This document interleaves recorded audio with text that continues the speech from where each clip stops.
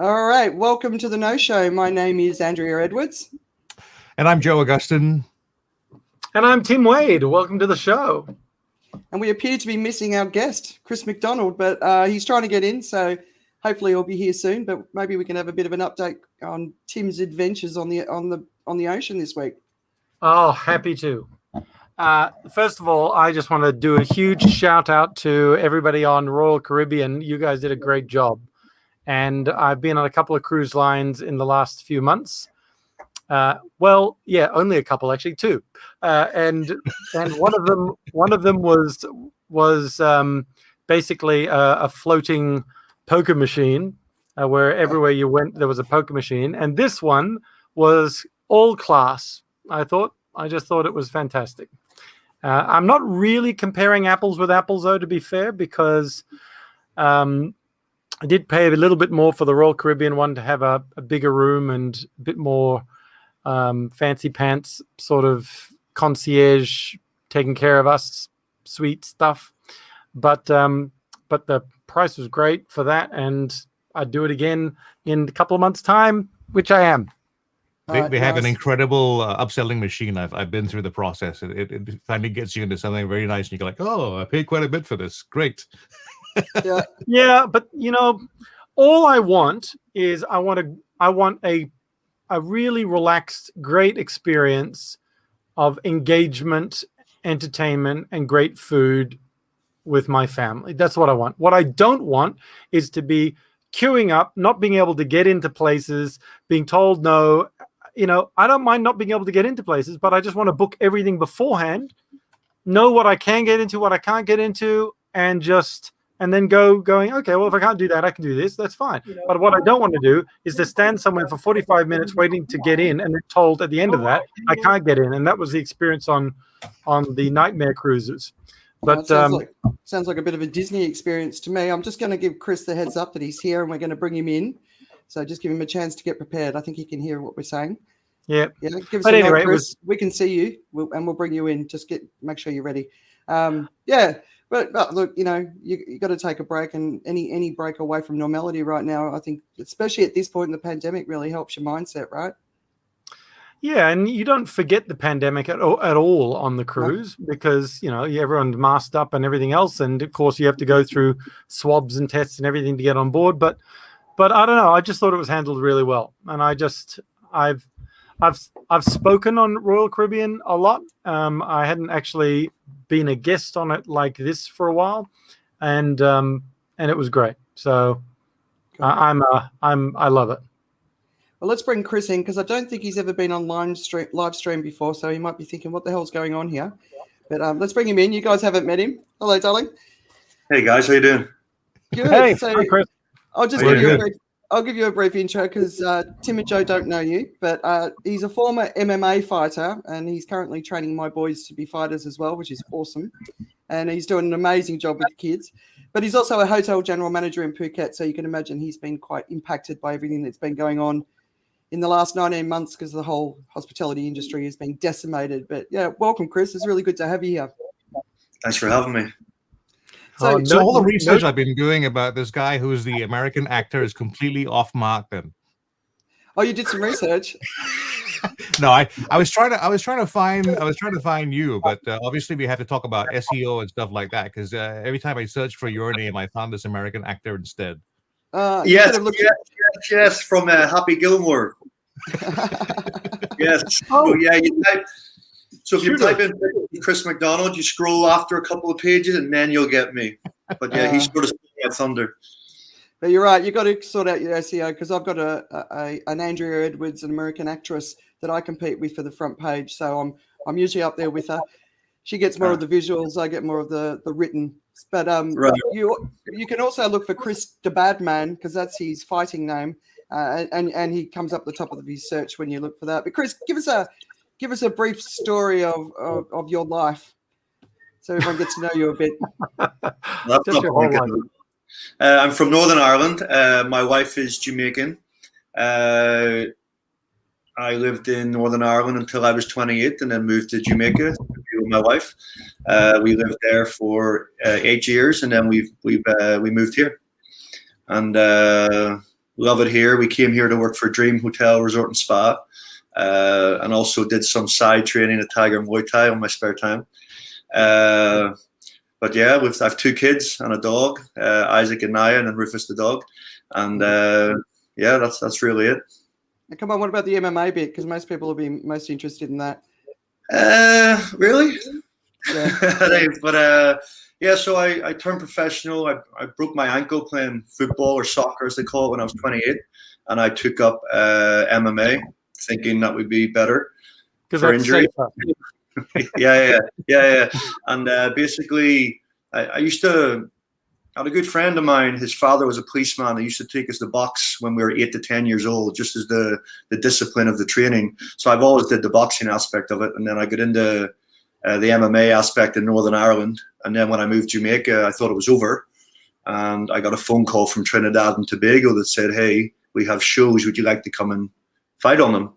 So I went down there, and on my second fight, they give me a fight for the belt. And I held that belt for about 5 years until I started getting sponsors and more training. And I trained in Indiana. I had coaches from Indiana come down to Jamaica, and I would go up to Indiana. So it was a nice little swap there, which I think I lost out on, going to the snow instead of the sun. But yeah, so I did that for 10 years, fought in Europe, fought in China, won a couple of belts, ended up in HBO for a bit and on a DVD cover. And that was really it, yeah. Yeah. And MMA, just so in case people don't know? Mixed martial arts. So it's a combination of all the arts, whether it's karate, wrestling, Brazilian jiu-jitsu, boxing, and you basically put it all together to see who's the best all-round fighter per se. Yeah, and well known for its being the safe option. Yeah. Yeah. So basically, if you ever see Chris down a dark alley, take him seriously. Yeah. Yeah, and make sure your kids don't say my dad can beat up your dad. Yeah. I'm not in many dark alleys this day, so the odds of that happening is very rare. But let's see. And the hotel. Tell us about the hotel. Are you still in the hotel? I'm still involved with it. We've been closed now for due to the pandemic. We've been closed now for over a year, probably about 16, 17 months. So it was quite a battle. You know, it had hit us all of a sudden, and you know, it came during the high season, so we lost a bit of the high season that we used to pay a lot of staff, and it was so we went down to a skeleton crew, and you know, just kept it running that way. And it was, but yeah, like, you know, the fact that some of the hotels here are still running, well done to them. But it's good to have that backing, I guess. But with us, it just wasn't the case. So I'm still involved in it that way. I work for the owner. I still do stuff for him, but on a very small scale now.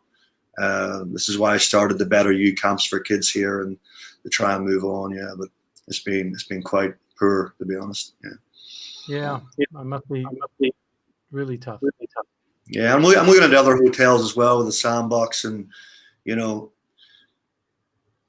the sandbox, they say it's working. It's good to have people coming in, but there's so many hotels here wanting a piece of the pie that we're seeing a lot more hotels now dropping off. So hopefully it gets better soon. But even with that, I don't see that. I think we're going to lose another high season, which might be the end for many hotels. So you know, yeah. We're really at the what's good? Someone's got a echo going on. Anyone? Not me this time. All right. I can hear you echoing, but it's not happening here, I don't think. Okay. Never mind. What you're saying must be doubly important. Go on. Yeah, no, it's been we really see it in such a the economic impact of COVID, which you know, I think in a place like Singapore you're definitely seeing it, but here it's brutal. Like, it's absolutely brutal what's going on, and just the impact it's having on all of us, you know, but especially people working here in the hospitality industry, and then obviously the wider community. Like, I've just had to put a big call out for funding to buy more food because people are starving, right? And it's hard. It's hard being here, isn't it, Chris? Just witnessing the impact, and then you see what's going on around the rest of the world and the lack of action to stop this, and it sort of makes it the despair just keeps growing, right? Yeah. Yeah. I mean, the thing about here as well, which I find quite interesting, when I used to train at Tiger Muay Thai, that street used to be the busiest street in Thailand with all the gyms there and everything going on. And you go up there, it's decimated. It's almost like Laguna's the busiest place in Thailand now, because maybe it has the most sustainable expats. But yeah, you go over there now, and even obviously today, you know, it's just absolutely dead. So sad to see. You know, all these young people used to float in to get fit, and now there's nothing. You know, a couple of people have stayed, and that's it. You know, it's pretty sad. Yeah. So when Thailand opens up and Phuket opens up again, the Muay Thai fights are going to be like fat people fighting against each other. Yeah, probably right.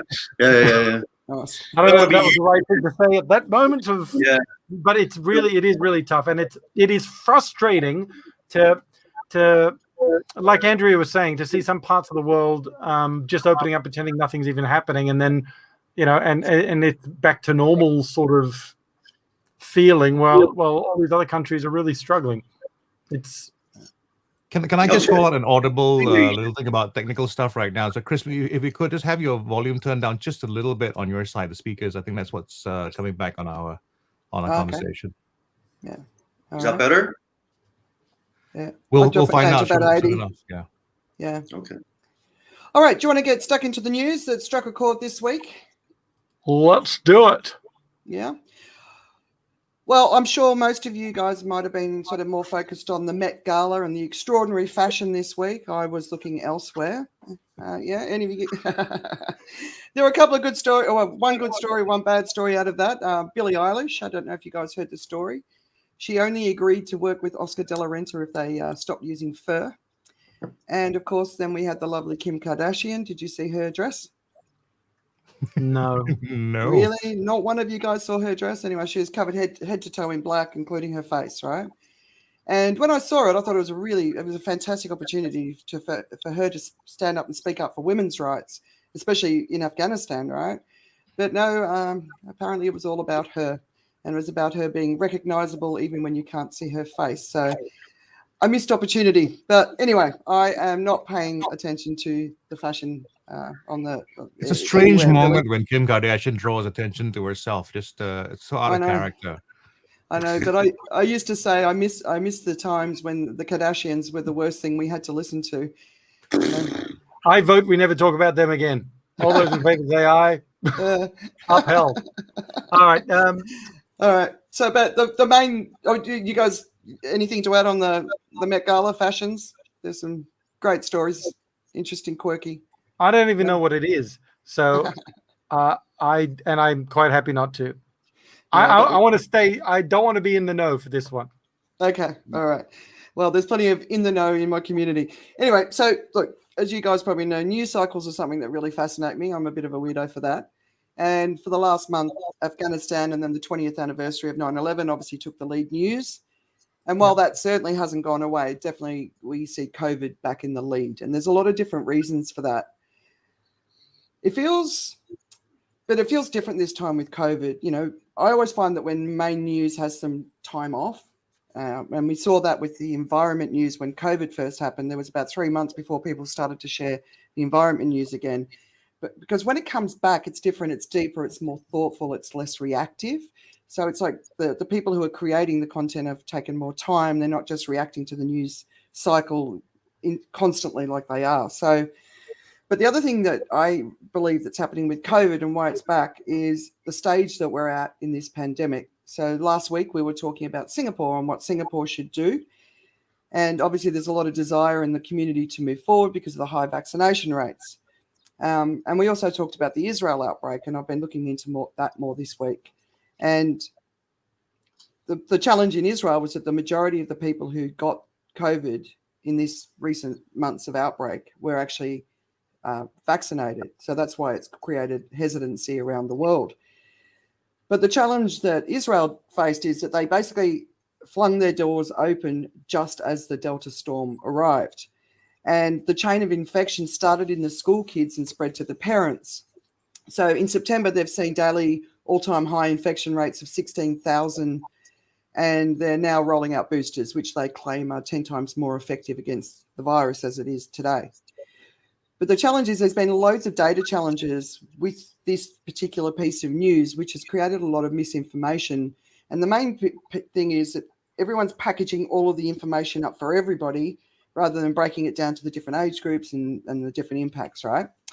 So when the data actually got broken down, it showed that the vaccine was more than 90% effective at protecting severe disease in people under 50 and more than 85% effective in those over 50, and the chance of being hospitalized if you're over 60 is reduced 40-fold if you're vaccinated compared to if you're not vaccinated, right? So that's where Israel is right now. But that story has really had a big impact around the world, and I know the Singapore government's been paying attention to it. Anyone else got any other sort of thoughts on that? Israel been paying attention? Anything to add? What was the response like from the anti-vaxxers? Are they like, I told you so, the vaccine doesn't work, or are they?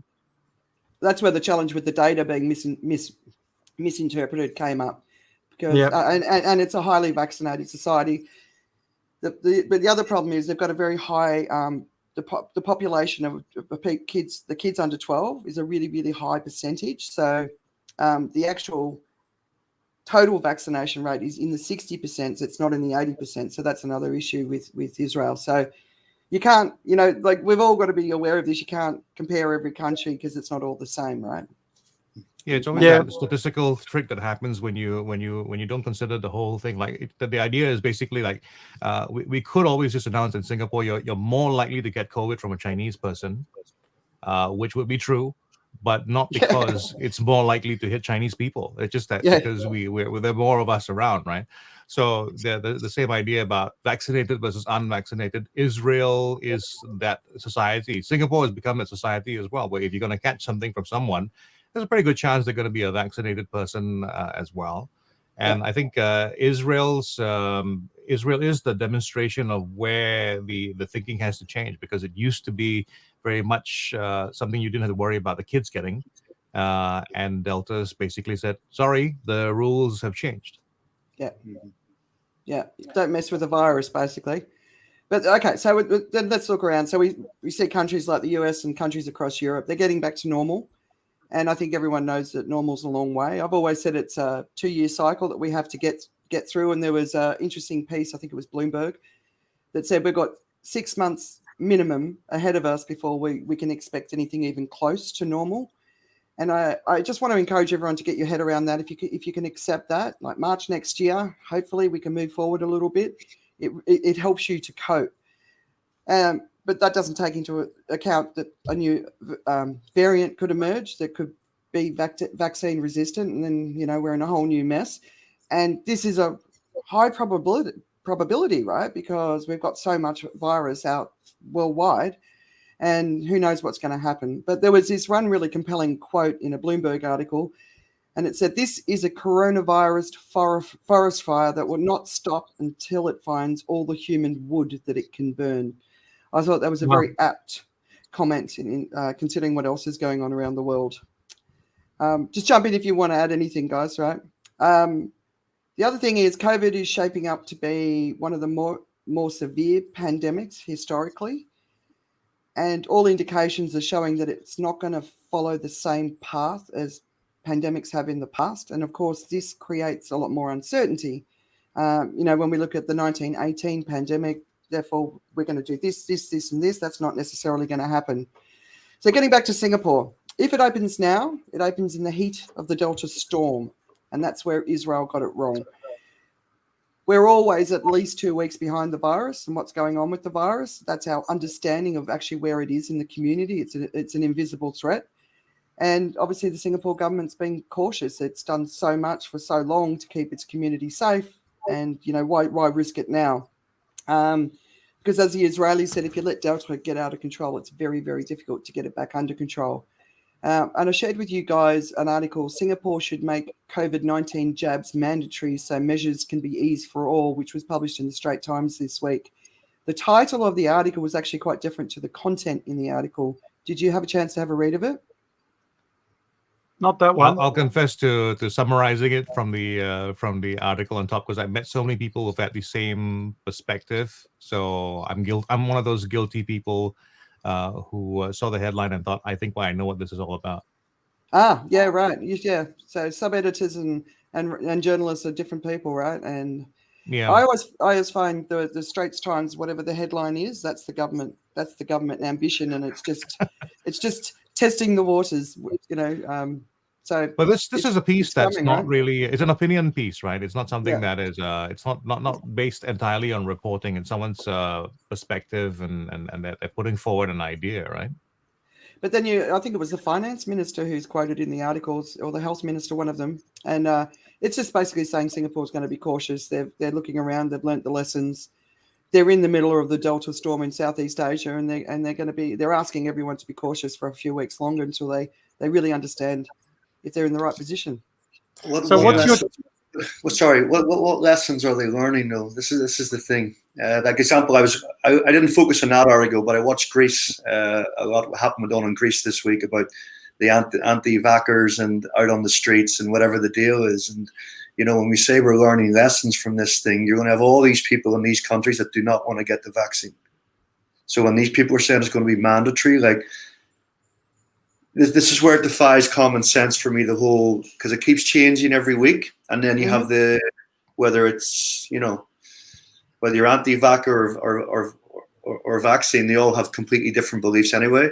So I just find myself, when I'm looking at these countries saying they've learned from this, it seems like the countries like America and the UK that let all those people burn and die due to COVID are now all opened up and living normally. And I know they definitely are in America. I have friends over there.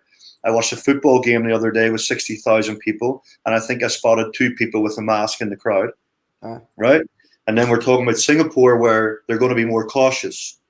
Is the caution just, wait until you're vaccinated and then we're going to all open up because you're still going to get COVID? Or what is the caution? Well, the thing is, Singapore is one of those countries that can make vaccines mandatory, and it will do it and get away with it, right? Whereas a country like the US can't. You know, one of the stories that the French have suspended healthcare workers this week, and I thought there'd be a lot more pushback on that, but it looks like, you know, there's a lot more people that are saying, yeah, fair enough. So I think the end goal for Singapore and probably the world is everyone gets vaccinated and then we open up. No, I don't think it's ever going to get to that point. Well, what I'm saying is that these people are getting vaccinated still. They still have to quarantine for 2 weeks. So life is just going to be, whether you have the vaccine or not, life is just going to be disruptive and continue. It's all about, so the Israel example that I know that Singapore is watching, it's all about looking at the hospitalizations and the ICU beds. And right. It's just been cautious. It's asking for a couple more weeks just to make sure they've got everything in alignment. They've done everything they can to get as many people vaccinated, and they'll be ready to go soon. But they're not going to open the gates fast. The challenge is I would have thought the challenge is we're happy now that we've got to this sort of 95% of people over 12, or as we're approaching that number anyway, 95% of people over 12 is about 80-something% of the total population. So heading up to, because of about 500,000 people aged under 12. So with that, if we're like, okay, we're vaccinated, we're good to go, and we fly into the middle of unvaccinated disaster area, that's not going to do anybody any good at all, because that person's going to come back possibly with everything and needs to be quarantined and stuff like that. So that's the challenge with the quarantine, is that because we're surrounded by countries that are in a mess. So it's tough for Singapore to just open up. And what does opening up mean? Does it mean we're opening up to everybody to come here?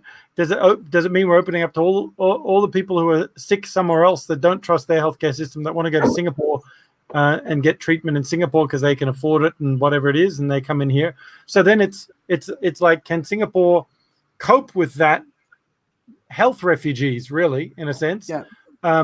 Can Singapore cope with that, and while also being able to handle its own population's needs?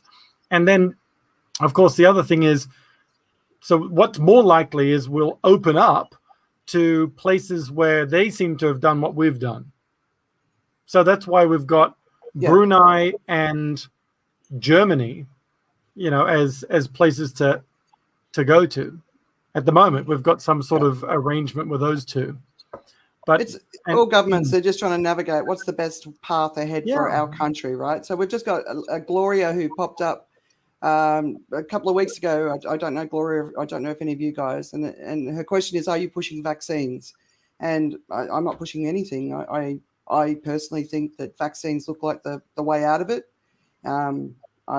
If people choose not to have a vaccine, I'm not going to give them a hard time unless it's like someone like my brother who was at high risk. But, we're just reading everything that we're reading, following the data, and it looks like one of the best paths for us to get out of this crisis is through vaccines. But that's just the way I look at it, but it's not pushing anything. So what do you guys? My take on that. Oh, go ahead, Joe. No, well, I mean, for me, I'm the data guy and the science guy, and I really try to look at things and go by the facts, right? And I can, at the same time, I understand people's feelings. So I understand anti-vaxxers. I have 2 people in my family. I have 3 people in my own family, not here in Singapore, but back home in Australia, who are not vaccinated, and they have varying degrees and reasons for it. One's completely valid because they have a medical condition which makes it very dangerous for them to approach it that way. 2 of them have their misgivings and they're both totally different in their approach. But purely from a science point of view and a statistical point of view, if we're going to take a step out of it and look at this from a large population point of view, taking on board all the risks, we have to look at vaccines as the best thing that's going to do this. And even if we say, you know what, let's throw some math, which is completely taken out of the air here. Let's say 1 in 100 people die from the vaccine. Let's just put that as a accepted risk in that situation. And that is going to change. I'm sorry, the number is way too big. But what I'm saying is, if we assume that taking the vaccine has its accompanying risks, we know that we're going to have some trouble with it along the way. But the big picture is that it's going to make a difference, and it's going to make the rest of what kind of needs to happen as we move along possible, so that we can begin to. It's not even about, and the thing about normal as well is that the new. It's not going to go back to normal. I don't think we're going to come back to a place. It should come back to a place where we think that face-to-face, no masks, and not watching your personal hygiene is something you should put aside. We do have to move to a place where I think it'd be advisable. I think some of the people in Japanese culture who wore masks even before COVID, it's just a normal thing in terms of how to behave if you feel a little unwell. I think that's a good thing. I think we should take that on board. We should make that part of the future. But I think the thing about vaccines, I'm with all the signs of I am pushing for vaccines. I know it comes with a risk, and I understand how people feel about it. But yeah, I'm pushing vaccines. Yeah, I just want the people who are suffering the most to stop suffering the most because of this pandemic and the economic crisis it's created. And if vaccines are the pathway to solving that, then pushing is the wrong word. It's just not. It's just, I believe that's our path, and that's what I think. And if other people think differently, I'm cool with that too, right? It's, that's the whole point, right? We all have different ideas. But Chris, have you got your thoughts on that? Sorry, Tim. I mean, while people are getting COVID with the vaccine, because they have it, they're still rushing to the hospital anyway.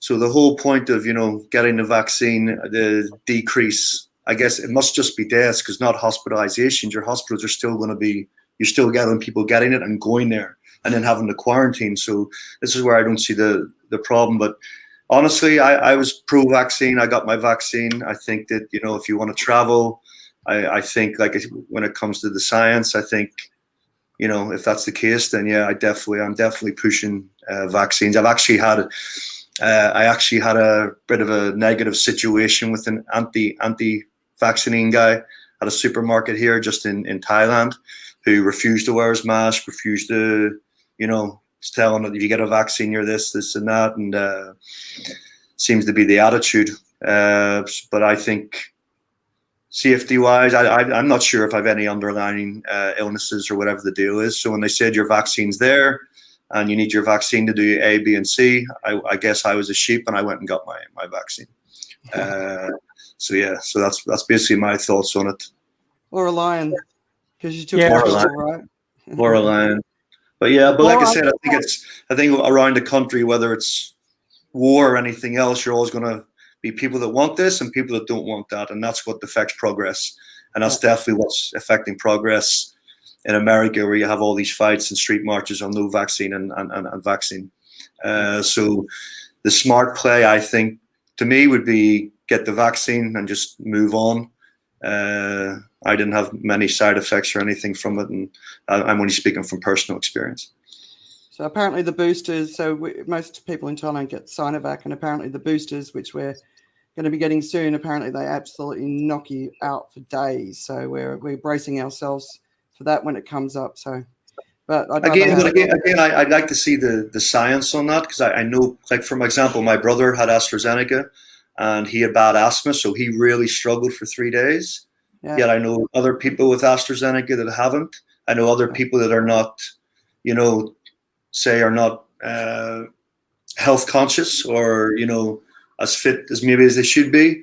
And I've heard more complaints, just in my personal experience, about people getting, more side effects from a lot of the health conscious people I've hung out with that just haven't been that way at all. Maybe that's baloney. Yeah. My personal experience from it. So I'd like to see, like, who else gets the boosters, and again, even the boosters new. So what is the science on it? Yeah. All right, Tim, do you want to jump in before I go on? I was simply going to say, look, I think our short-term world is going to be an apartheid of some degree, where there's going to be privileges afforded to those with vaccines and denial to those without, or the cost of the same sort of experience will be higher for those without. For example, let's say that we're all flying again. I wouldn't be surprised if there were flights that were for vaccine only people, and then others which were mixed, that were either, that had a different cost profile, perhaps. So a lot of work. And it's a lot of work, but look, on the cruise ship, anybody who was unvaccinated was not allowed to eat at any of the restaurants. They had to have their meals delivered to their rooms, and they were eating in their rooms, but there were shows and entertainment available to them. So we had a purple wristband for those people who were purple wristband. There were purple wristband shows and everybody shows. And they recommended we go to the purple wristband shows for those people who were vaccinated. But if you wanted to go to the other one or miss the purple wristband show because of numbers or whatever it was, then you could go to the, everybody's in that show. So the only logical thing is it's going to be a little bit of that as we navigate forward. I do think we will come out of wearing masks and stuff like that, of course. I think, it's already happening now in lots of parts of the world. I think we're going to end up there. I think we're about 18 months away, to be honest. The marches would be great, but I'm thinking next year we're still like this, but hopefully businesses are running, because that's the biggest fallout of this one. And yeah, when I say March, it's more, that's a sort of a timeline, I think, towards 2 years cycle. But, the 1918 pandemic was 5 years, right? So mask wearing, especially in Asia, I think it will definitely continue for longer. Yeah. So the day, yeah. So, that's how I see it probably happening with that two, you're back. And so what that might see is if it's economically more expensive for those people who are unvaccinated, there may be a portion of them who decide to go, oh, screw it, I'm going to get vaccinated to make it cheaper for myself. But can we just try something, Chris? Do you want to just mute when you're not talking? See if it's you. Yeah, I'm hearing that echo. All right, let's see. Are you muted? And now if I sing something from an opera, it should not sound operatic. Yeah, it could be it. All right, so let's continue with the sort of just unmute when you say something and mute when exactly. Just continuing around the world, there's loads of stuff going on. Like Australia is obviously getting some really mixed messages. Being Australian, watching my family and through my friends' eyes, the state government's sort of calling the shots. The federal government's coming in over the top, but it's out into the communities in the countryside where a lot of the elderly live. It's in the Aboriginal community. We talked about that last week. And, the New South Wales government, where the highest cases are just making some crazy announcements, which, threatening their borders. It's really, really crazy what's going on in Australia, and it's not helping. And there's a real, between the federal, the state and the media, they're just creating so much division in the country that's actually harming the people in the country. And it's actually really quite sad to watch. Southern states of the US, states like Texas, are seeing 95% or more of the ICU beds occupied, and obviously with mostly unvaccinated as the Delta storm continues. Did you see Governor Newsom prevails in the California recall where they were basically trying to kick him out? Yeah. Yep. So that's ridiculous waste of money. Yeah, but the big news that for me that really mattered was, by not being kicked out, not only did the environmentalists actually, they were a primary supporter, but by not being kicked out, it sent a message to other leaders around the country that going hard on lockdowns, going hard to try and tackle COVID is something that the people actually want. So it's actually been a boost, especially for the Democrats. Canada is experiencing a massive surge. Again, it's called, it's the unvaccinated. And Alberta is having a really rough time. The UK has announced that it's going to be aggressively seeking to vaccinate the teenagers because obviously they looked around the world and a lot of the infections are coming through the children. I talked about the French suspending healthcare workers without pay. They're not sacked, but they're suspended. And I just think that this sort of thing is going to keep coming. Putin's inner circle in Russia, many of them have got COVID. He's now in isolation. And with the Russian election coming up, I'm sure that's going to sort of make for interesting times. Around the world, there are more and more kids in hospital with serious COVID complications, as well as pregnant women, like on the, they've got the tubes down their throat. Even the gorillas at the Atlanta Zoo, 18 out of 20 of them have got COVID. It's pretty new news. We don't know if they're going to be all right. And of course, Nicki Minaj came out this week and has been hammered for it. Apparently, her cousin in Trinidad, won't get the vaccine because his friend got it and became impotent, with his testicles becoming swollen. I always find a friend of a friend is worth listening to, by the way. So anyway, yeah, that's creating some headlines, of course. And just a final point, there's a lot of misinformation out there. There always has been since the beginning of this, and it's something I've been commenting on for a long time. But also a lot of reporting around reactions to vaccines. The longer it goes on, the more of this is going to happen. A lot of what I'm reading is not peer-reviewed research yet. Until it becomes peer-reviewed, please don't panic. Pay attention. Wait for the peer-reviewed. It's really, really important that it becomes peer-reviewed. That's when you know it's worth listening to. Just as a small example, a great friend who also tracks the news sent me an article that 12 to 15-year-old boys are having cardiac events on Pfizer. And obviously, that's the age group of my boys, and you're kind of like, whoa, that's pretty serious, right? It hasn't been peer reviewed. It's a tiny percentage, but as my boys have the opportunity to get their Pfizer injection which they're super keen on getting, it's something that we have to be aware of. So, this is the time for us all to wait, to listen, to be patient, to wait for the scientists to peer review the research. And we really need to be using our critical thinking right now. Friend of a friend doesn't cut it.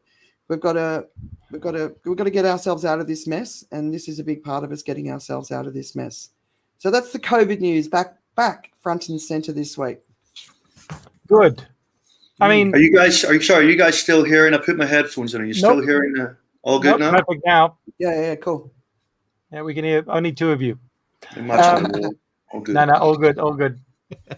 Yeah, if I have to go and get a surgery, I'm probably going to go to a hospital somewhere to get this surgery done, and I'm probably going to go to somebody who knows what they're talking about.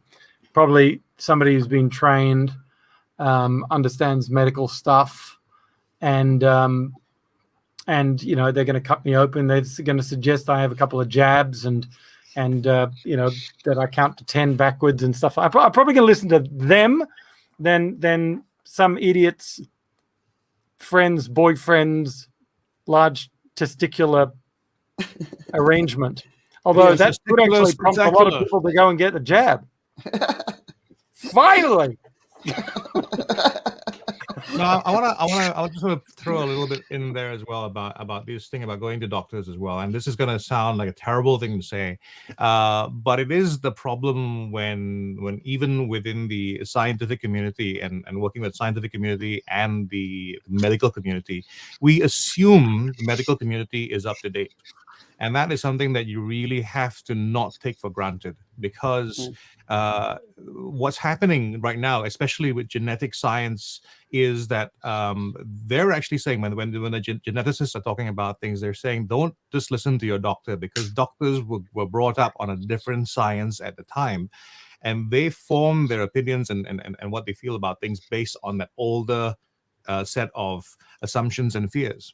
So the doctors who are out there right now being really, really the proponents of, they're saying things like the dangers of the vaccine and stuff and all that. They are taking fears that they had 20 years ago when some of this genetic stuff was new, and that they have been, I guess, building their confirmation bias on since then. They're bringing those old fears into the new times, right? So not understanding how things work. Like, I'll give you a quick example with the vaccines and the fact that they're mRNA vaccines, right? And people talk about how it changes your genes. It goes in there and it does all that. And the fact is, it doesn't. What it does, what mRNA does actually is it's a kind of message. It's a lesson that comes into your system. It teaches your body a lesson. And then literally what happens to mRNA is that it disappears. It actually breaks down, which is why the vaccines have to be stored at the temperatures that they do, because they are so fragile. They will actually disappear and stop being what they are. So people don't take that and understand how that works, and then they apply it to this thing. They apply the idea that this vaccine is going to go into your system, is going to change your genes, when really it can't. It can't change your genes.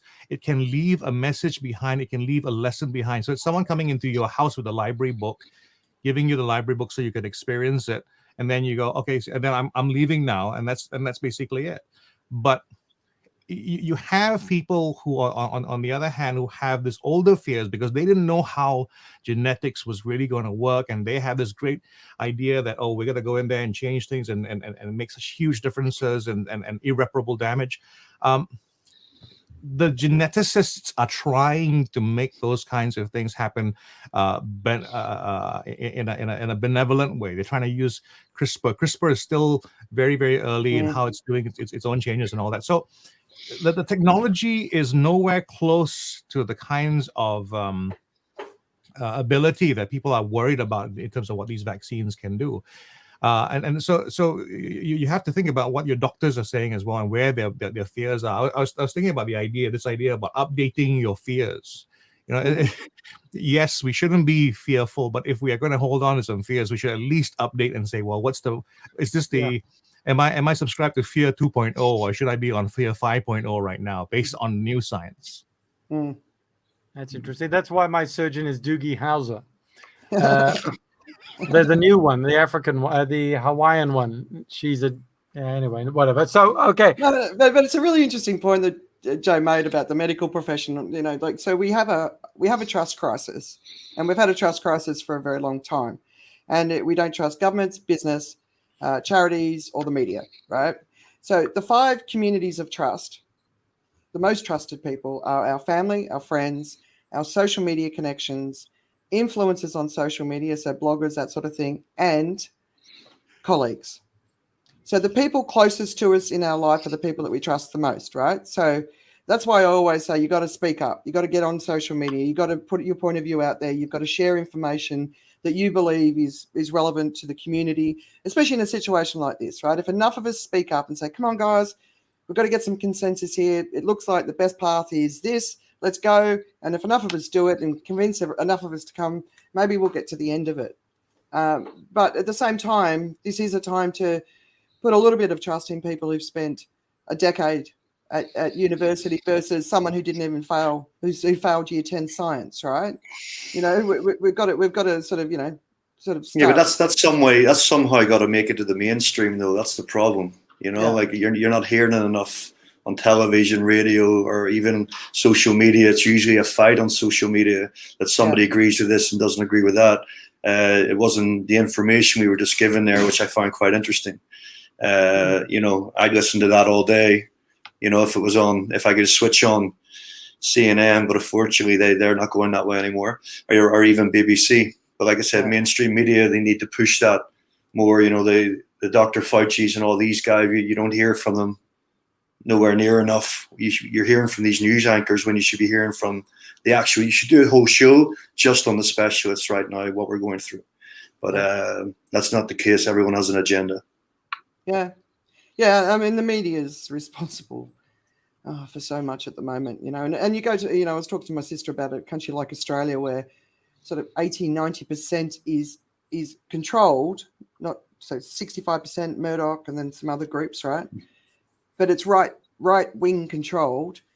So the left wing don't really feel like they've got a voice in society. So I say, well, if you're not represented in the dialogue in your country, then you have to be part of the dialogue in your country. But even if you're happy that your perspective is being represented, if you're a right wing person, if the left wing don't have a voice in their country, that's not a good thing. So we need to get that it's just a balance back, the 50-50 balance back, and then so that we can start listening to each other a little bit more. But it's just the extremes and the divisions have just gotten wider and wider, which we're going to talk about in a minute. And it's so damaging. Do you want to jump onto the climate crisis? Big week for the climate crisis. Are you ready?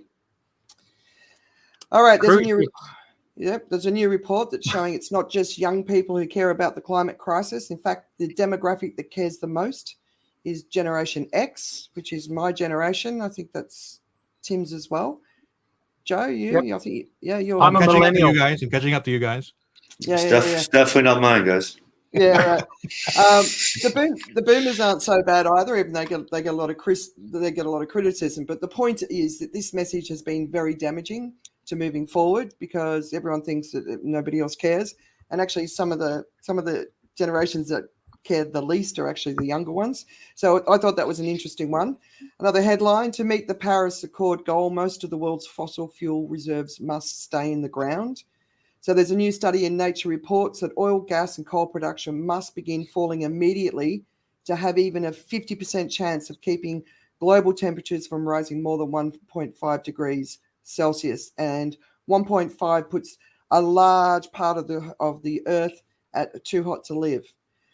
Another report, it's estimated that roughly 90% of the world's population lives in areas where pollution levels exceed World Health Organization limits, 90%.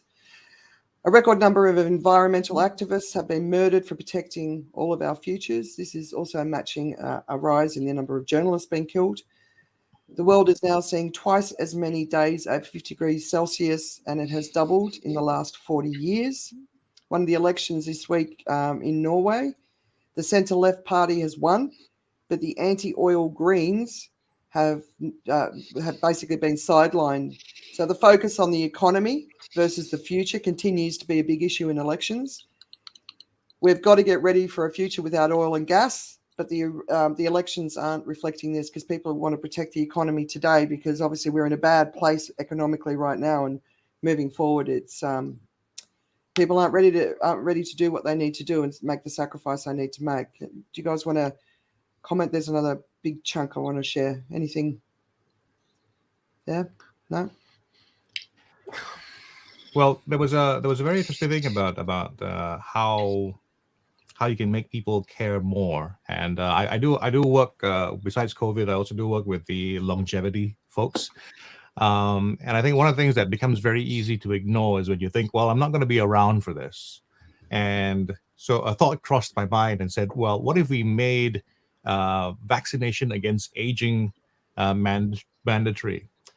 Just as a thought experiment, right? Just imagine if everybody who was on the planet right now knew they had to be around for another 50 years unless they checked out in some other way. I think it would change things quite a bit. I think if you knew that you had a longer life, and let's not think about this in the way we usually think about longer life. You think about the old problems, or old person problems that you begin to feel right now. You go, like, I don't want to do 30 more years or 40 or 50 more years of this. The idea is interesting, isn't it? Like, if you could cure aging, curing aging would mean that your eyes would become youthful again. Your body and skin would become youthful again. And what you would have is the sharper brain of your younger self with the experience of the older person.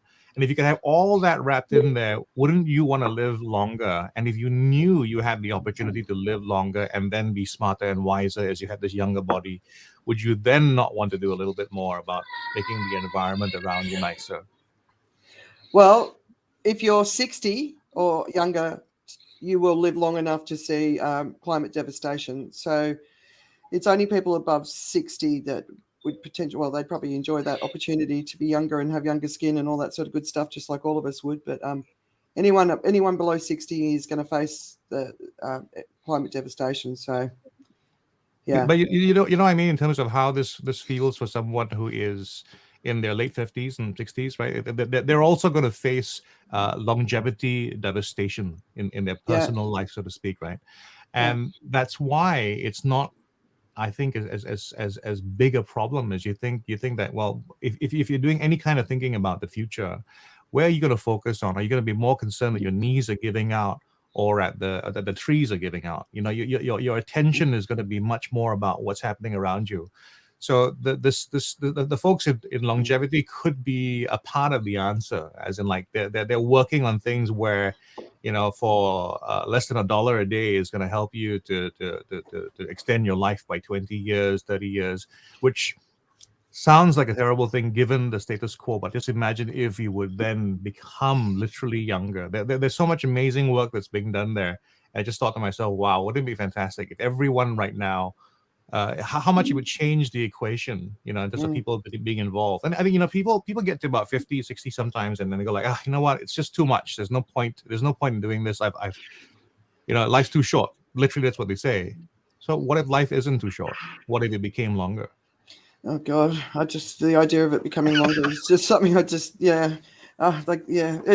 were mentioning CRISPR earlier, which is the whole changing of the DNA, right? So my boys want to have wings and stuff, you know, through CRISPR, and I'm like, but I don't know.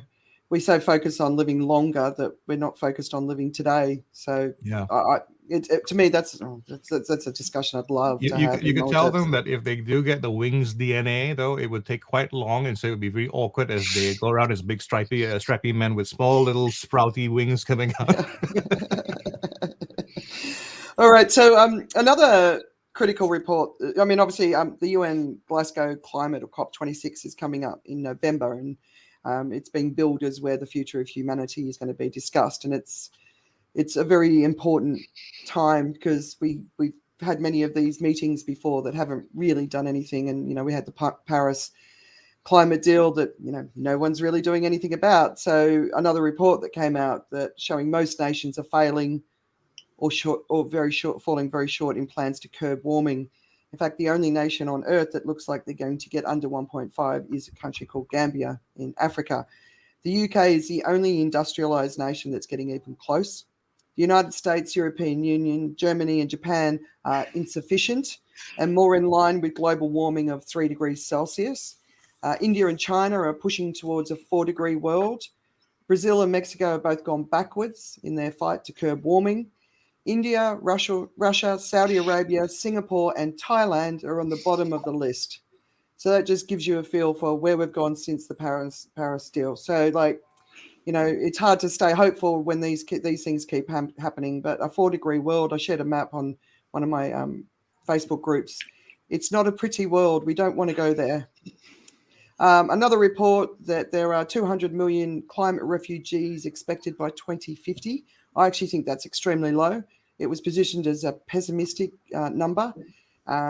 If the Himalayan ice caps melt, there's a couple of billion people living at the bottom that depended on the water. So a new study has found meat accounts for nearly 60% of all greenhouse gases from food production. So, and that's food production is a huge part of greenhouse gas emissions. So if every one of us could definitely try and get off red meat, but reduce our meat as much as possible, it will make a huge difference. Unsurprisingly, people of colour face a disproportionate amount of harm from climate change. The report I read is US focused, but globally, of course, this is definitely the case. Those who did not cause this crisis will suffer its greatest impact. Animals are already transforming and changing their shape to cope with a warmer world. Their beaks are getting bigger, their ears are bigger. That's a pretty interesting read. Only a few carbon projects meet the basic criteria for climate integrity, human rights and other things. There's a lot of greenwashing going on. And right now, the giant sequoia, is that how you say it, trees are at risk in California. There's one tree, it's called the General Sherman tree. It's the largest known living single-stem tree on Earth and is estimated to be around 2,300 to 2,700 years old. So the fires are heading their way, but they're wrapped in fire-resistant aluminium blankets right now. And you just got to hope they make it through. They are resilient to fire. The tree is resistant to fire, sorry. So they're the biggest things going on in the climate, not everything, of course. So every week the news is pretty big on the climate. So let's hope we wake up, huh? So here's a question for you. What if I don't change my red meat consumption, because I love red meat? What if I don't change that? What if I love flying, just went on a cruise. I was just checking just then how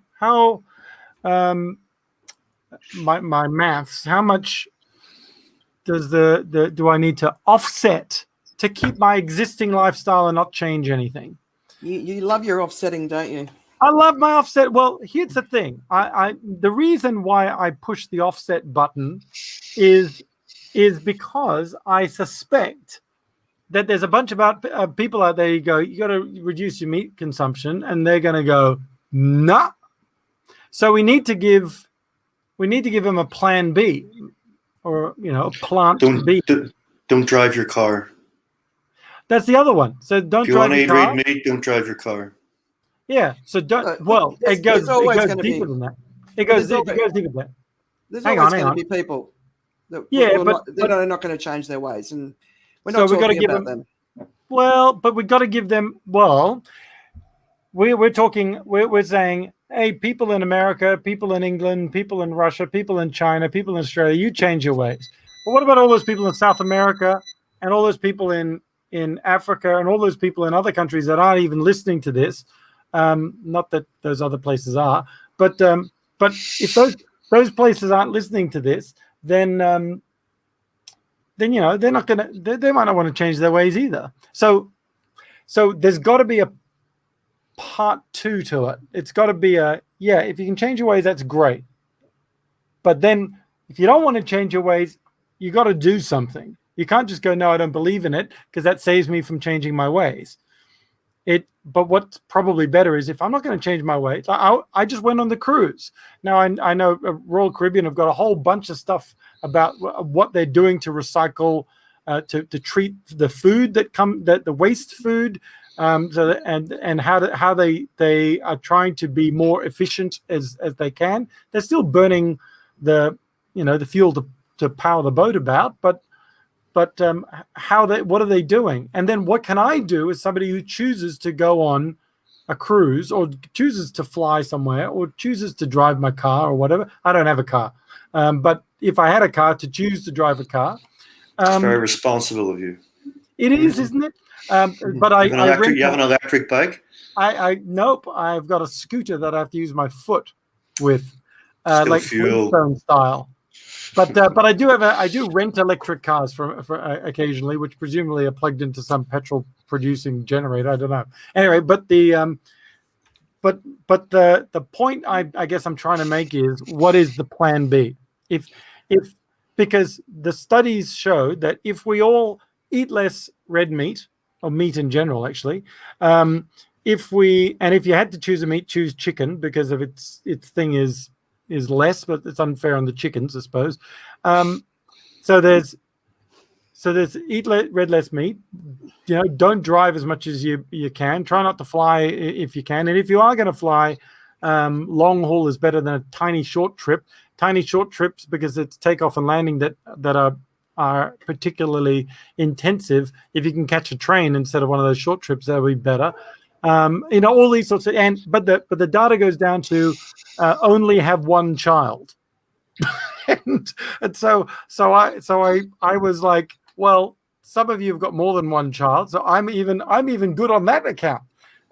But some people, I go, well, I'm not gonna donate one of my children away. So what can I do to offset us? What can I do to offset that thing? And for the cruise, apparently there was, and I'm happy to reference the site that did all the calculations based on Royal Caribbean, Carnival, the Norwegian one. Apparently, when that site was doing the calculation, didn't share their carbon emissions. But I am myself apparently managed to contribute to emitting 0.82 tons for the cruise, which is quite a lot. It's like a flight. Yeah. I mean, mind you, I flew to Nigeria to do a speech and back, and that was 3 tons for the flight. So there's two different points here that need to sort of be in response to you. So there's an economic concept called degrowth. I don't know if you've heard about it. It's not something I'm ready to talk about today. I was just reading a really good opinion piece in the New York Times on it just this morning. And degrowth is about that we can't keep growing the way we're growing, right? Yeah. So that's a topic. GDP can't be our KPI anymore. Yes, basically, right? So we have to completely transform the entire global economic infrastructure, and it's with integrity across the board. The incomes will be earned by the educators, but it's not. Let's not talk about that now, right? The other point. We should do that.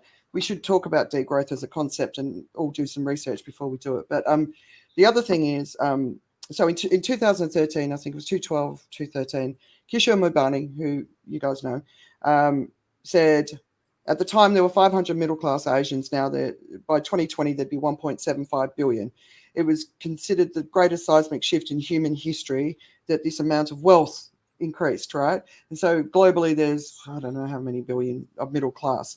So the crisis we've faced in the last decade is this enormous rise in wealth right around the world. And when people rise in wealth, they rise in expectations. They eat more meat, they travel more, they consume more, all that sort of stuff, right? So this is the crisis that we're facing, because it's just been, people can't believe how quickly it's all happened. And the reason it's happened so quickly is because everything has changed so quickly. The world has lurched forward developmentally, like so quickly. And so degrowth also talks about how the wealthy in the world have to reduce their impact, but also we need to leave space for the least wealthy amongst us to rise, because they need to be able to harness more energy, to have lights so that the kids can be educated and all that sort of stuff. So we kind of got to do that a little bit, but all of it, we need to come down, they need to come up, but we need to come down enough where we contribute. Now, we're always going to have people that go, I'm not going to give up my red meat. That's fine. The thing that we don't have time for, these sort of changes that we're talking about. I remember in the late 70s, early 80s, I remember seeing my grandmother was recycling, and I was like, right, finally the message has gotten through, right? And it took a generation for people to sort of take on board the message that how we live needs to change. This is obviously in Australia. We don't have the time for a generation of change, right? So what the change that we need needs to be rapid. So we need to embrace whatever it is that we need to do, whether it's reducing our flying. But the other point, sorry, that I needed to make was with the emissions, because I know you love your emissions, and right now it's good. That's a good thing to do. But the number of people that have risen and like 50% growth in the next 20 years, the emissions sort of start to be counted out, because there's just so much more that's happening. So we need to reduce it all right across the board. Because when people think of meat or beef, the deforestation in the Amazon, it's for the meat that we eat, it's for burgers in McDonald's, it's for all that sort of stuff. It's also for pet food, it's for luxury handbags. It goes into a lot of different things. So we just need to reduce everywhere. So don't buy that dog, rescue the dog, but don't bring more dogs into the world, because we don't need to be feeding more dogs. Like even the pets, our cultures around pets has changed dramatically around the world, and the pet food industry is a multi-billion industry that's like doubling every decade, you know. So we've got to look at it all and just go, we've got to bring it all down. You know, Okay. bring it all down. I appreciate that argument. The reason why I like giving the offset argument is if people are offsetting, at some point they're going to start looking at why are they offsetting? What else could they do? But we got to start them somewhere. It brings awareness. It brings awareness to that way. But at the other side, we need the big decision makers, which is not Joe, but the big decision makers, which is because it looks like I'm pointing to Joe on my screen anyway. Is like which is government and CEOs and everything else. Is that surly not? And so just tap me out at any point here. Is to give people somewhere to start. Like your grandmother was recycling, you know, that's great. That's how. And now Australia is like zero plastic bag sort of supermarkets, which is fantastic. So it's like how do we do more of that, and how do we get more of that at a government level? But in the meantime, what can every individual do easily? Yeah, but we always have to remember the one important thing. We can all do everything. Every single one of us can do the right thing. But until the top 100 polluters change the way they pollute, it doesn't matter what we do. So the responsibility always has to lie with the biggest polluters. And that's all part of their greenwashing to make us the ones feeling responsible. But we do have to stop. We have to reduce our impact. We have to reduce our energy, our consumption, especially the people who come from wealthy countries. But the top 100, the biggest polluters in the world, if they don't do it, if they don't change anything, and then, the amount of methane that's being leaked out of oil and gas fields through holes that can be plugged up, the waste, and just addressing the methane crisis around the world, which can be done, whether it's through our composting, but also through the methane that's being leaked in oil fields, it will give us another 5 years to deal with the climate crisis. So let's just do that, right? It's too much money involved. But what are you saying from an aspect then? If these 100 polluters don't change, then what's the point in us doing our part? I was never really into. I very much believe in the climate crisis, but I've got more of it after meeting you, Andrea, as we've had a lot of debates before. But when I look at it and I look around and watch people doing their part, or just look at how it's such a money-driven industry that's preventing it, or COVID coming up where people were worried about now than later on down the line, or getting older, or trying to extend their lives. I just look at it, it's like a raging against the machine type of thing. And now the message is, if they don't change, then I'm asking, what's the point in us changing? Human nature. That's what we're doing. Every single one of them is that we've been brought up. Red meat, whether it's cars, anything, it's all human nature. So you're asking us to change human nature, but not unless these 100 people do what they're supposed to do. Yeah, no, we've got to look at it both angles, right? The main thing is we don't blame ourselves, because these businesses are the ones that actually really need to do it. But at the same time, we do need to change our behavior. We live the Western society that I grew up. We grew up without respect for Earth. There's a report that Americans, the way they live, they need 5 Earths to maintain that. That's where we're out of balance with nature, and we need to get back into balance with nature. One of the countries that's the most in balance with nature is Indonesia. But of course, it's, you see it's rivers, waterways, and oceans that are just full of trash. But the way the people live is in balance as much as it can be. But all of us need to, like, when you look at, when I went through the process of changing our family's way of living, and just looked at every part of our lives, and we haven't finished the job. It's actually quite a long term. The way you wash your clothes, the way you eat, how you shop, where you shop, taking containers, taking bags to the supermarket, like all of it, right? When you start to go through the process of cleaning your life out, you actually start to feel a bit horrified that you have. I remember in the 90s, there was this lady, she used to wash her cling wrap, and we all used to laugh at her that she would do such a thing, and now, like cling wrap is, it's like one of the worst plastics because it's almost impossible to recycle it, but it's everywhere. It's covering everything. And it's a terrible, terrible thing. some of the stories around the plastic pollution, but we need to clean our lives up, and we need to be more respectful of the earth, and it changes who you are. It actually makes you a kinder person. It makes you much more aware. But if people just want to keep going and have blinkers on to the impact that their lifestyle has on the environment, if they're not going to change, I'm not here to convince them to change.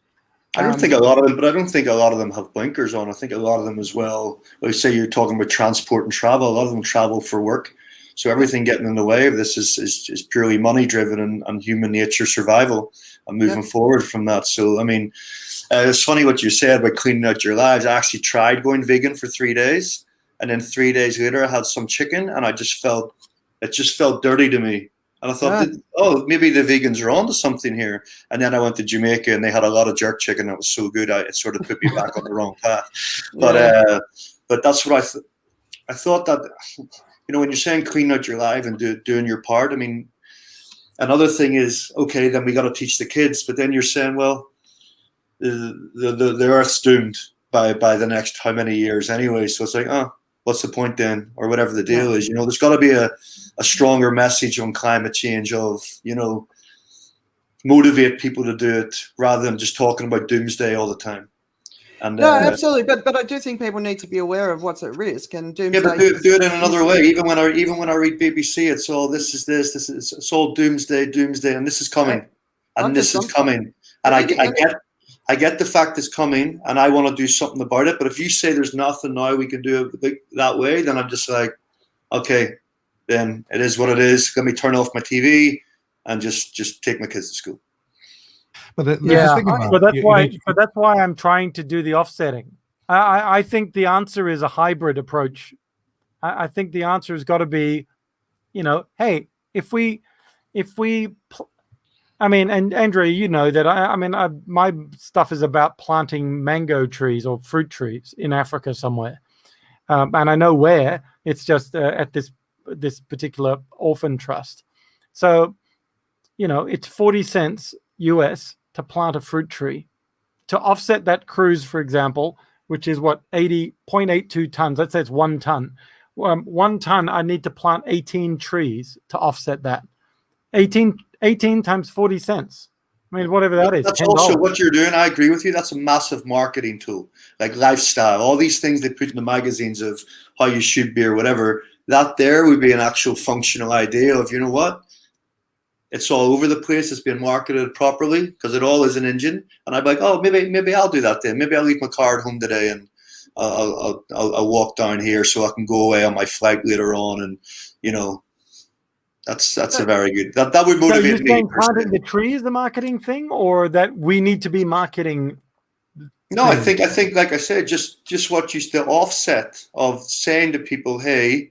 Instead of, I want to go on a cruise, so I'm not going to do this for the next 3 weeks. And that's great. And market that and put it in the news and, hey, let's do this as a thing and generate it and maybe make it go viral or whatever the deal is. And then people actually start doing it the way they treat themselves because they put so much work into themselves because it's marketed so well. So if you do it that way, this is the offset. That for me, instead of the Earth's doomed or we're not doing this, that was something that I'd say, all right, let me try and do this and work my way up to that. Now, I want to pull a Tim and do a Mark connecting thing, right? Because I think the idea about how it's against human nature. I think what happens in the world is we're because of the industrial process, because of commercialization, we are separated from what the impact of our actions is by enough steps so that we don't have to confront what we're actually doing. Because I think human nature is such that if everyone had to kill their own chicken to eat it, we would have less people eating chickens.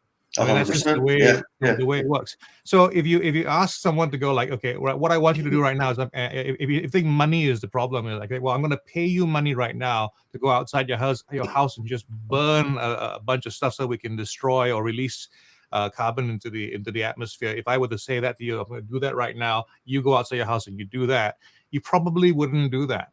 But because of the process that separates you from the action that you're doing and the actual impact that you're doing, you can find some sort of rationalization. It's what they do in warfare. Why people in tanks can be shot at, whereas it's very hard to shoot a person in face to face. So the Ma connecting idea is really to start making that impact more real. I think there's a bunch of people. I mean, this audience here is the audience that, I mean, this group here, the four of us. You've got those higher level thinking. You do things, and even then there's a bit of balancing involved. But I think the larger audience really has to begin to understand that. I was thinking about how actually it's an economics principle. If there's a way to price everything, so the offsets have a way is a way to price it. But if there was a real price to pay, some sort of thing to pay, in terms of making those choices that are less environmentally friendly, for instance, if there really was a price to pay, people understood that would make a difference. If we can shorten the distance between action and the impact of your action as well for people, that would be good. So, I frequently come back to this. I feel it's always up to the artists.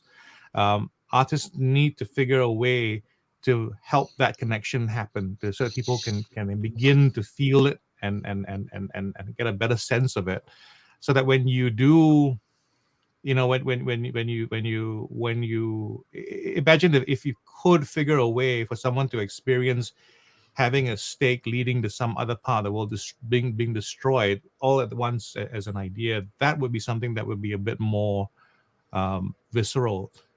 People could then decide if they really want to be an asshole and if they really need to have that stake, but they would do it knowing that was the impact of what they were doing.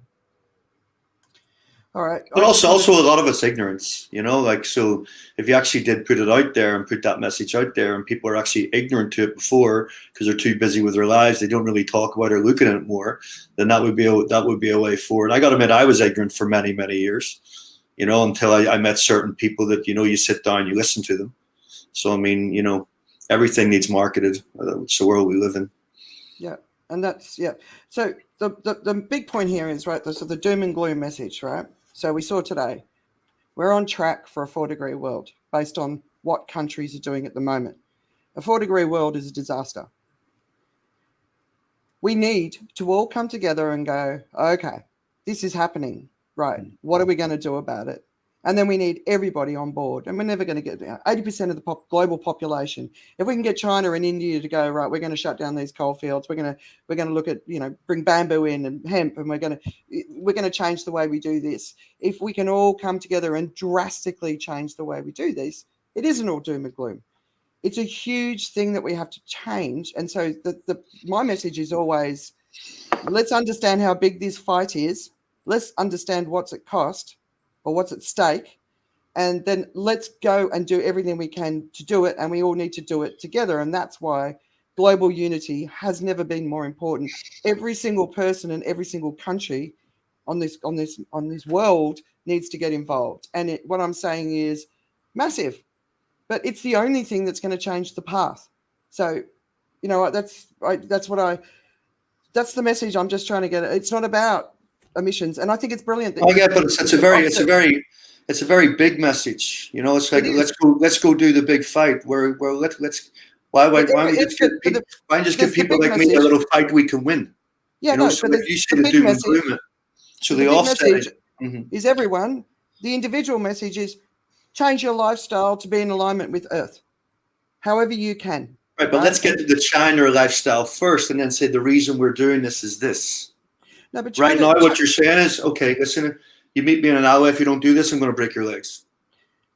That's really what's going on. Instead of saying, let me go smaller, give people a fight they can win every day, and then everyone will start jumping on board with the offsetting principle, rather than like you say, yes, the message is so big, but it might be so big that people can't.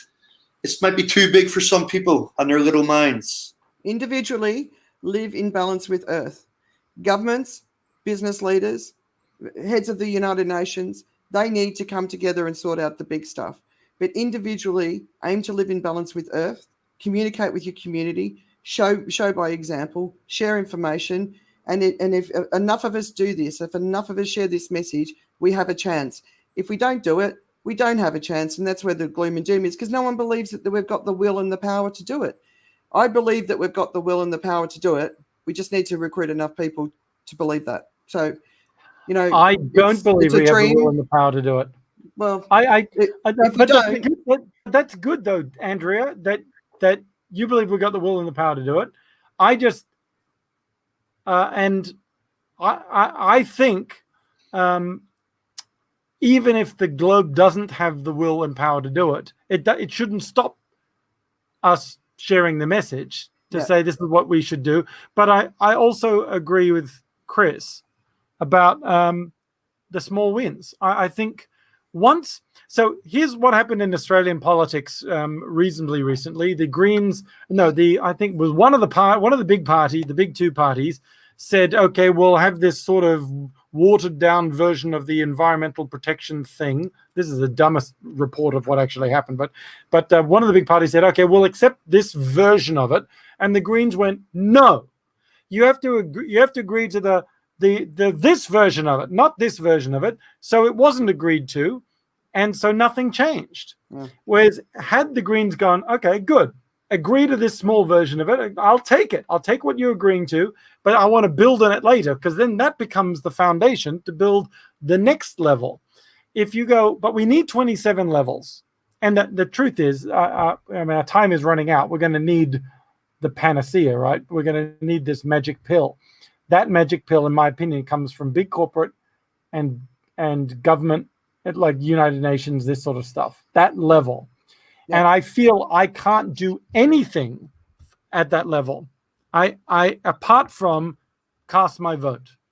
Mm-hmm. I personally, I feel like, or write a letter. That's the only other thing I can do. I can write a letter to whoever I am. I mean, yes, a schoolgirl can sit outside of school, and that can make a big difference.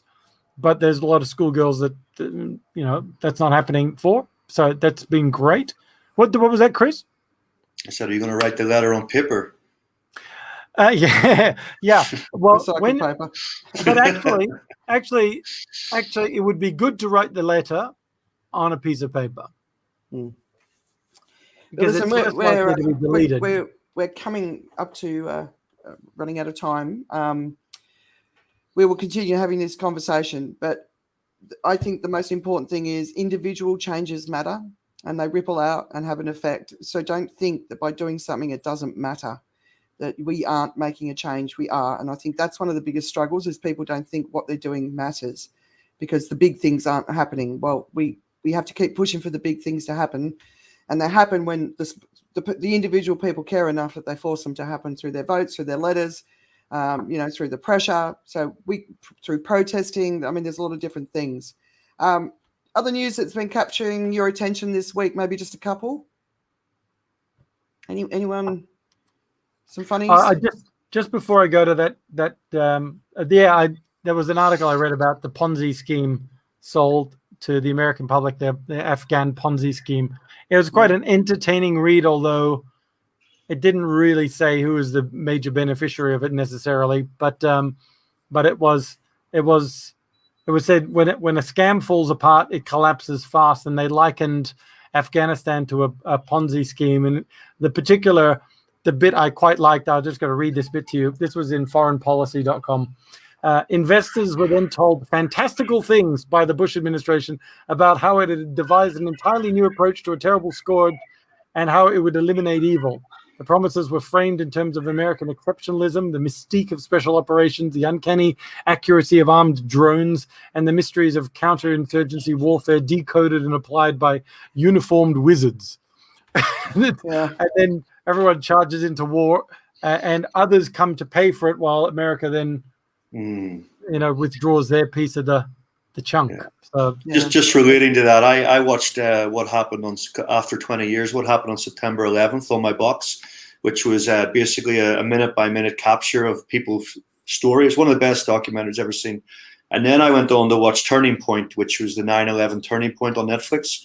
Mm-hmm. And just the amount that you weren't aware of. Like, I lived in Jamaica for 8 years, so when Obama got in, everyone was just pro-Obama, and it was just unbelievable. And but when I give you the lowdown on Afghanistan, how Russia were in there first, how then Obama decided to pull out troops after what Bush did, and then just all the drone attacks and how many there was and how much collateral damage there was. And now with the pulling out of Afghanistan now and how much that'll open us up again to all these terrorist attacks, considering that the collateral damaged affected families have decided to join the Taliban or do it that way. So again, it seems there are a lot of circles going on where you got to stay in there, or if you don't, then there's more terrorist attacks coming.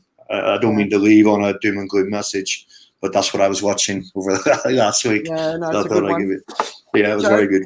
Anything else capturing your attention? Oh, you've lost your voice.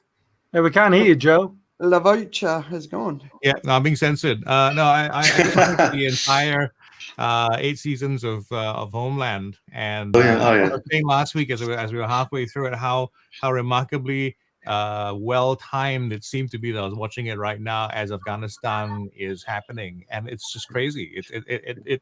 It's almost to the point. It's a docudrama of what was happening there, at least up to season 7 or thereabouts. Yeah, I got a bit much then. You had it in season 4 and 5 when they went into Germany, and they actually followed the politics that was going on at the time. And I loved that. Yeah. So that's still not interested. My attention, but what really got me this week was actually as I was preparing for a webinar for healthy longevity. I watched an interview, a podcast from Mayim Bialik. She had David Sinclair on. David Sinclair is a professor of genetics at Harvard Medical School. And his book is about why we age and why we don't have to. And I was struck by how emotional it made Mayim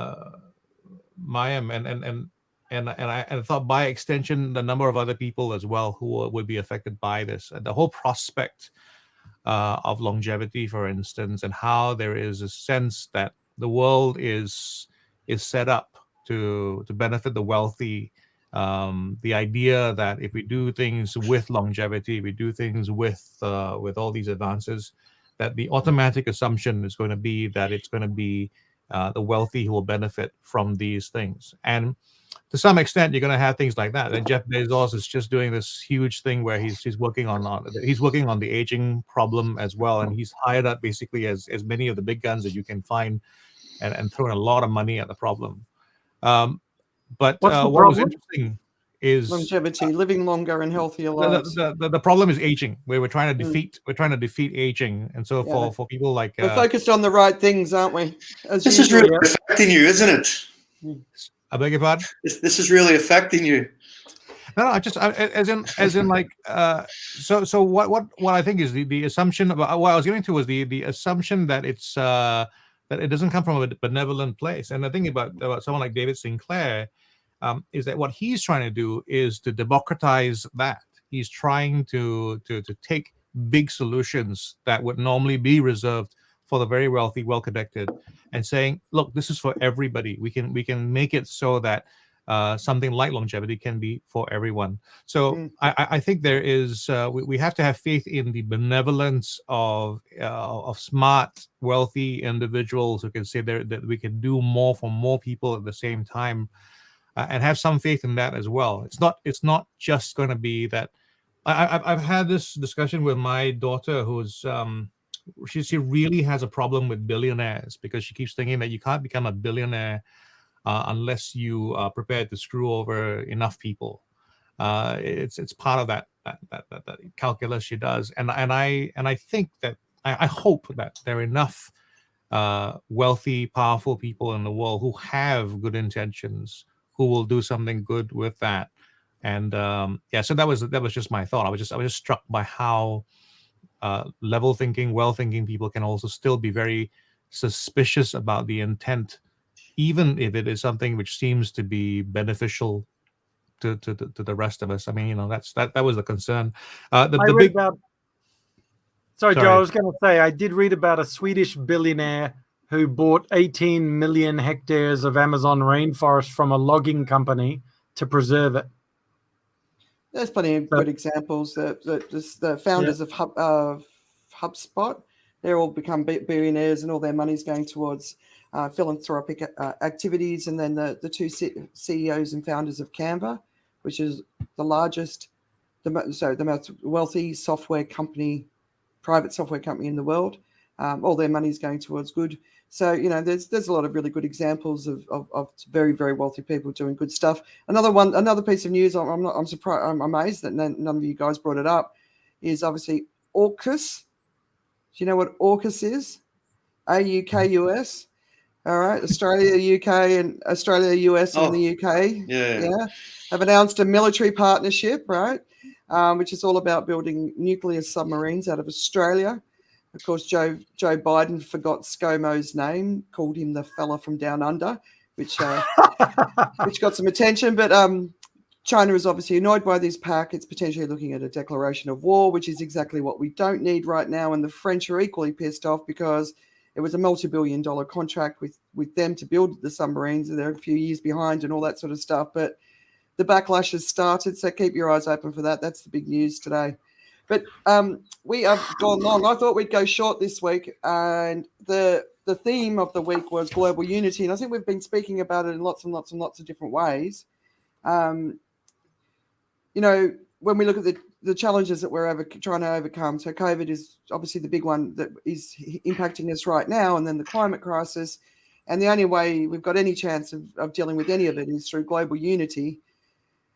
But with the division so deep, not just cross-border, but within our own countries, how do we even stand a chance of getting there? So we talked about consensus a couple of weeks ago. But how do we do it? Chris, have you got any thoughts? How do we start building towards global unity? So, it's those American movies where we've got the Martians, we all come together to fight them. That's basically what we need right now. What do you think? I think global unity, and I think obviously social media has done that well with race and and sex, holding people accountable. But at the end of the day, and don't let me get biblical on you, we're all flawed human beings, and that's always going to continue. It's no more evident today than anti-vaxxers and vaxxers. It's gonna. I don't want to keep throwing over a message like this, but like I said, America's just come out of another war, and then it looks like there's another one going on, which is a lot of money generated. So, I mean, all you can do in your little realm is hold people responsible for their actions and bring awareness to their actions. But as far as unity, yeah. Don't say it. How about you guys? No? I just planted 136 trees to offset the travel on the cruise. Excellent. How's that bringing unity? What it's done is it's helped the what's it called? The Mango Tree Orphan Trust in Kenya plant the fruit trees, which also give the local population fruit as income and food, helps house the orphans, and helps sequester carbon out of the atmosphere if it doesn't all burn down. And because it's a fruit tree, people will probably keep the tree going rather than chop it down for firewood and coal, which is the other thing that can happen to the trees. But anyway, that's just one thing I'm doing to make sure that I did something with regard. Sorry, was the question what I'm doing, or is the question how can we? No, how can we? Yeah. Oh, yeah, okay. Tim just added a random thing based on the earlier conversation, so he wasn't contributing to that. Sorry. I just wasn't. Yeah. Okay. Well. Yeah. All right.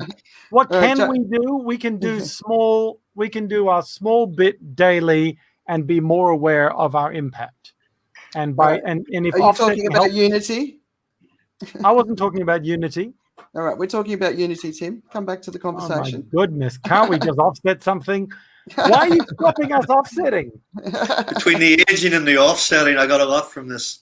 What about you, Joe? The anti-aging, sorry. Well, we need to have the consensus and the common enemy. And I think that's really how we can do it. And somebody has got to rally enough of the troops together to make it something we can all understand at the same time. I think if we all really accept that there is a common enemy, if we knew, for instance, and I mean, Hollywood's always doing this every 15 to 20 years, where the world itself is going to be destroyed by a external force. That really does create unity. I mean, the unity does not have to come in the form of a complete consensus. Like, for instance, if we're being invaded by Martians, we don't all have to agree that we will fight them the same way. We just have to agree that we will fight them. And I think that's how you can do that. I don't know if the world's better now because of social media, because right now we're having these little fights over little things and little perspectives. We have people who are allegedly on the same side having great arguments about the nitty-gritty, about how you're supposed to do things. You have environmentalists fighting with environmentalists. You have capitalists fighting with capitalists. You have so many different things. Social media shines a light on everything more than it's ever did before. So, whether people are, if it's slightly in the wrong, that's going to be brought up. So the fact that they're fighting or debating, whatever the deal is, I don't agree. I just think social media now, compared to, I look at even back in the UK, really suffered badly in Germany from football hooliganism. Yeah. And now there's social media everywhere, CCTV everywhere, and you don't see much of it anymore, or anything that you hear about it. So I wouldn't. Sorry to disagree, but I'm just saying social media that way. I think it really does help hold people's feet to the fire if they're doing something that wrong. Well, I think the major stop of hooliganism for the last couple of years has been something that started with COVID. I think if you allow that. If it was so-called back to normal, we had the regular flow, it would have been happening. I mean, social media isn't new. It does. I'm not saying it's without its advantages, but I'm saying that what happens is unity actually has been broken down because of social media. Because in social media. And the kind of controls you have, and what you can, the othering of people, there is like, you talk about cancel culture, you talk about different things like that. People behave on social media in a way that you allow yourself to you go into even smaller tribes. So it feels like you're unified in the smaller tribe because you've got this group of people that become your echo chambers. But really, in terms of a view of the world, I think the view of the world has become too diverse for it to come together. And what you have is you have these less benevolent actors who know and look at this opportunity and go like, therefore I can exploit this and do something with that. I don't have a solution, but I recognize, I think that's the problem. We're more fractured now than ever before, and within those fractures, everyone feels that they are a kind of majority. So the social media conversation, obviously, you won't be surprised, I find really fascinating, right? Because social media gets blamed for everything these days, right? So you were talking about a common enemy before, Joe. We do have a common enemy. It's called a virus. We just can't see it, and we can't unify around fighting that, right? And that's been a big part of why it's become such a big global problem. Social media gets blamed for everything that ails our societies today, but the misinformation, the infodemic that's gone on around the virus, it's happened before we had social media. The divides that happen in the world have happened before we had social media. The build up to World War I, the build up for World War II, probably every war that's ever happened before and after, and the breakdown that happens in societies that lead to that, extreme levels of violence. The reality is we need to step up. We need to evolve as human beings. We need to operate at a higher level. We need to expect more from each other. I mean, one of my tips is, if you're opposed to somebody, if somebody's in the complete opposition to you, take a step towards them and ask them to take a step towards you. If everyone took a step towards each other, we're going to reduce the gap that exists between us. Rather than staying over everyone in their own, putting their dukes up, it's not helping. So take a step towards the people that you're against. Learn about communication and persuasion skills. Learn the science of it. There's plenty of information out there, podcasts, YouTube videos. Learn how to have conversations with people where you actually get can talk to someone who's in opposition to you, but where you can actually hear each other and hear each other's points and maybe even have a positive influence on each other. It doesn't mean you're going to change them, and you shouldn't go into the position of trying to. The other thing is the aggressive and the patronizing comments, the people pontificating like they've got all the answers. None of us have got all the answers, so we've all got to keep our cool. It's challenging. None of us are perfect. We're all making mistakes, but I think we've all got to work harder to want to heal the divisions, because by allowing ourselves to be divided, there are powers at play here. We're just playing into that, and we need to come together, because without the unity that we need, we're not going to be able to overcome the crisis we face. And it's on all of us. And my expectation, I expect better of everyone on this planet. And I will continue to expect more. I'm not thinking backwards. We've got to start thinking forwards. So that's kind of the way I think. Anyone that's trying to divide you, whether it's the media, government, business, anyone that's putting you against somebody else, anyone that says someone's your enemy that isn't necessarily your enemy personally, pay attention to that. Pay attention to the dividers. The agenda. What's their agenda? It's always an agenda, right? Yeah, I was I had a conversation. So again, producing these webinars. What I love is actually the serious scientists when they get together, because what they do is they get together and they disagree, and they do it with the higher purpose in mind, which is to have better science. Mm-hmm. Yeah, right. Yeah, let's do that, right? You don't have to fight with someone because they disagree with you. I actually find it fascinating when people disagree with me, because I'm really listening to what they're saying, and I'm trying to understand where it comes from, and I want to know where they found that perspective and why they came to that conclusion. And I listen to the words that people use. Like, I'll track conversations on Twitter, and the words people use. Why do you use that word? Like you said, the word woke. It's such a patronizing word. If someone puts woke at me, I'm like, oh, go away. You're not having a conversation here. You're just being an asshole, right? Have a conversation with me. I'm happy to have a conversation, but that using those insults towards each other, right? Yeah, you're just right wing, or you're the vaxxers, anti-vax, all of it. Why do you think what you think? Help me understand it so that I can understand it. I think when you're having a debate, you both leave, even if you vehemently disagree with the other person, you still leave with food for thought. Yeah. And you leave with something maybe in the back of your mind of, oh, maybe okay, let me look into this then, instead of just not being so oblivious to it. I think that's a big thing too. Yeah, staying open, right? Yeah. Cool. All right. So, Chris, you've been watching, what was it? I watched it last week, Turning Point. Turning Point. That's your recommendation for some lighthearted distraction, yeah? No, it was the one before September. What happened on September 11th? That was the better one. But yeah. Oh, you want to? We do a what are you watching to sort of take your mind off life, the universe, and everything? Yeah. What's your escape? Yeah. My escape? Surprise, surprise! I'll go to the gym. But you mean what I'm watching? Yeah. Watching, reading, listening to. I just came out of the room there from reading. This is going to sound so typical and stereotypical. I was just watching Man on Fire with Denzel Washington. But I watched what was it? Which I was very surprised at, considering if anyone thinks I'm a manly man. My wife got me into watching Working Women on Netflix. Oh, I'm leaving. I'm just kidding. Yeah. So I said, we're not watching this. She ended up working late at night, and I ended up binge watching the whole 5 seasons. It was really, really good. Yeah, really, really Working good. Women. And funny. It's very funny too. Yeah, really Let's have a look. So Chris proves you can have big guns. Come on, give us a pump. And there we go. You can have big guns and be a soft and gentle man. Is the camera big enough, guys? Did you get all of it in there? No. You got a widescreen there. Yeah. So Joe, obviously, what was it? You finished 8 seasons. Well, I finished Homeland, but I want to recommend this little podcast. I don't know if you've seen this or not. It's called The Happiness Lab.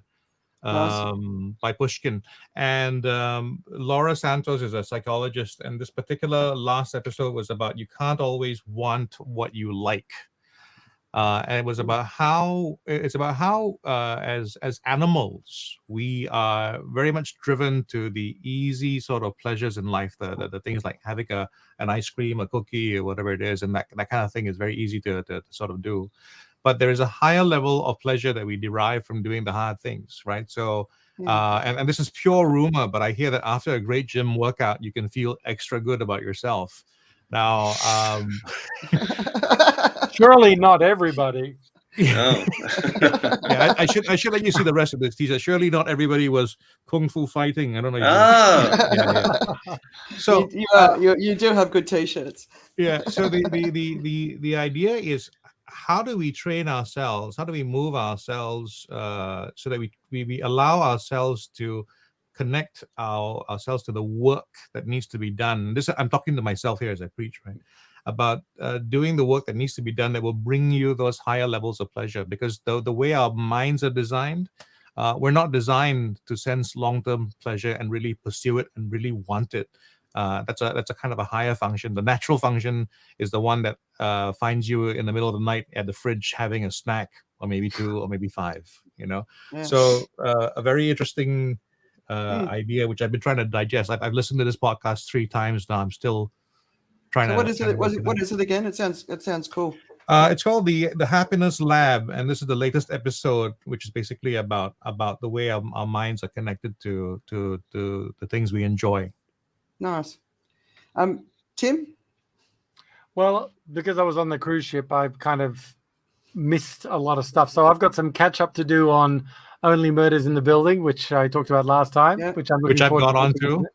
Pardon? You like it? Which I've got onto. What is this one? Yeah. It's called Only Murders in the Building on Netflix, I think, or Disney. What is it on? What's it's it on about? Hulu. You talked about it last week. Steve Martin and Martin Short living in an apartment, and one of the people was murdered in the apartment, and they're like amateur detective, they listen to podcasts, and so they sort of meet.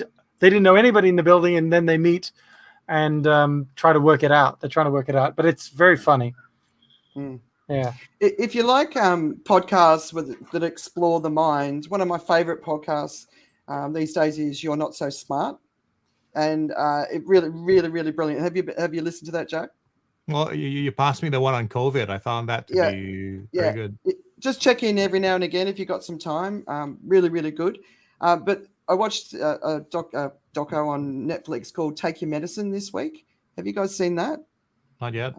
Basically, it's when you've got teenage kids, smoking, vaping, and drinking and pot smoking are the sort of the concerns, that the influence is there in their lives. But Take Your Medicine is this whole new sort of age group of drug abuse that's quite frightening, and it's over-the-counter stuff, and it's basically meth in pill form, and these kids are addicted to it in all of the American universities, and they think they perform higher, athletes as well, and the reality is it doesn't actually make any difference. It just does in their mind. So it's like a whole new level of concern as a parent that you got to keep an eye on your kids and what they're taking. But Take Your Medicine, have a look at it. It's interesting. Sorry, can I just say, just a quick plug. A friend of mine, when you're talking podcasts, Kyle Daniels, he has a podcast called Coach Success. I've just finished coaching some kids, as you know, Andrea, between 10 and 16, and he brings on all professional sports people and speaks on the mentality of sports before going into the arena, leaving the arena, and all this. And it's a really good listen. Everyone he brings on is he's a mind coach. It's quite interesting. It's very, very good as well, I think, for kids, and they give them experience on what they should expect moving in. What's it called again? It's called Coach Success. Okay. What's his name? It's Kyle Daniels. He's South African. He used to be a teacher here in Kajunkit, and now he's been doing this. And I did one for him called Let Fear Keep You Sharp. But I've also had Mike Swan, who's the head coach of tennis over at Tanyapura. And Mike's really switched on, gets everyone motivated, and he's played at a very high level. And it's just really to let kids listen to this stuff to show what's expected down the line, or what can be expected down the line. It's pretty good stuff. Yeah. Sounds awesome. I might be able to get Steve onto that. All right, I did guys. go watch the Dune movie, by the way. We've gone longer than we've ever gone. I wasn't expecting that. But Chris, thank you so much for joining us. I hope you enjoyed it. Thank you so much. It's been awesome to have you here. Yeah. Joe and Tim, as always. I hope everyone's enjoyed the Tantric podcast. The Tantric, Yeah. I always get a bit tied up with that one. All right, I'm going to upload this onto my podcast called Uncommon Courage, which I do every week. So if you prefer to listen to this as an audio, it's there within a few hours. But yeah, thanks for coming along. Thanks for listening. We've gone a bit longer, but we figure this is the sort of thing you can put in the background and listen into the bits that really capture your attention.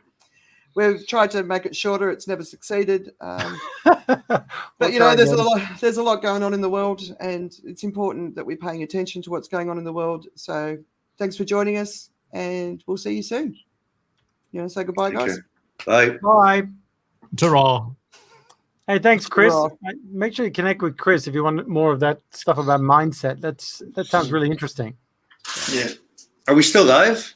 Yeah, we're still live. Ending the broadcast now. Okay.